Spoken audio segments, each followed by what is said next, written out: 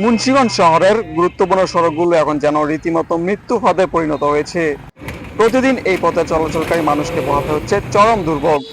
মুক্তারপুর ফেরিঘাট থেকে super market পর্যন্ত সড়কের অবস্থায় বলুন, কিংবা পেট্রোল পাম্প থেকে সুপার মার্কেট পর্যন্ত যত্রতত্র গর্ত, জমে থাকা পানির জলাবদ্ধতা আর পিচ ছুটে গিয়ে রাস্তাগুলো হয়ে উঠেছে চলাচলের অনুপযুক্ত। বিশেষ করে বৃষ্টির দিনে পেট্রোল পাম্প থেকে দুর্গাবাড়ির মোড় পর্যন্ত রাস্তায় জমে থাকা পানি, এটা যেন নিত্যদিনের ভোগান্তি। পথ যেন নয়, এটা চলন্ত দুর্ভোগ। ঠিক এমনই দৃশ্য কাটাখালী থেকে কাচারি সড়ক পর্যন্ত। কোথাও পিচ উঠে গেছে, কোথাও বিশাল গর্ত, আবার কোথাও রাস্তা একেবারেই কাদা রূপ নিয়েছে। এই পথগুলো দিয়েই প্রতিদিন সহস্রাধিক শিক্ষার্থী যাতায়াত করে বিভিন্ন শিক্ষা প্রতিষ্ঠানে।